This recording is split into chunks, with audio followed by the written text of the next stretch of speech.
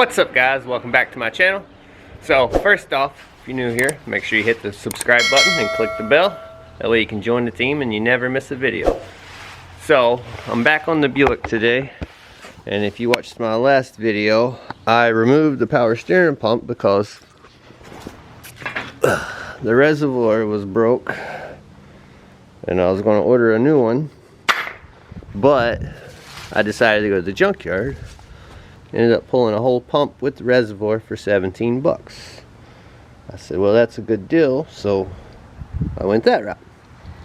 So today we're going to put the new pump on, put some fluid in it, finally get this thing on the road.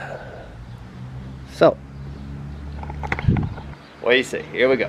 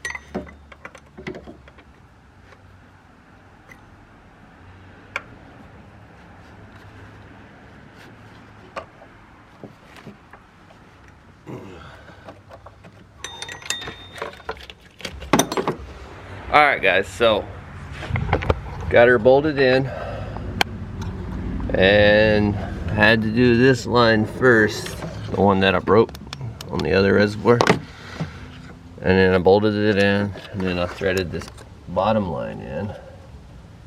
And let me tell you, it's hard to get to with a wrench, but it can be done. So now I gotta put this piece of plastic thing here, which tells you the route for the belt, and then a couple of little snaps, and then put the belt on it and fill it up with fluid.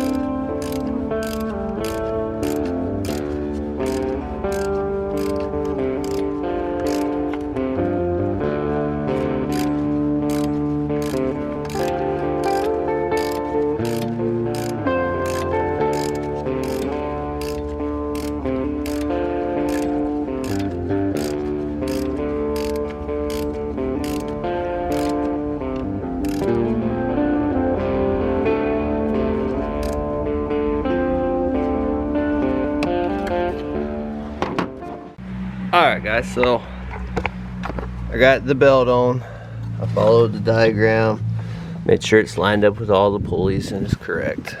Now the only thing left is to put fluid in it, but I have to go get some. Alright guys, so I got the fluid in it now. You can see. But what I had to do was obviously fill it up with fluid, and then cranked it up, and then I had to turn the wheel all the way from one lock all the way to the other lock several times. And what that does is it pushes the air out of the system, and then you shut it off, and then you know your fluid's all bubbly, you let it sit for a minute, and then you re-top it off, you know, fill it back up to the line.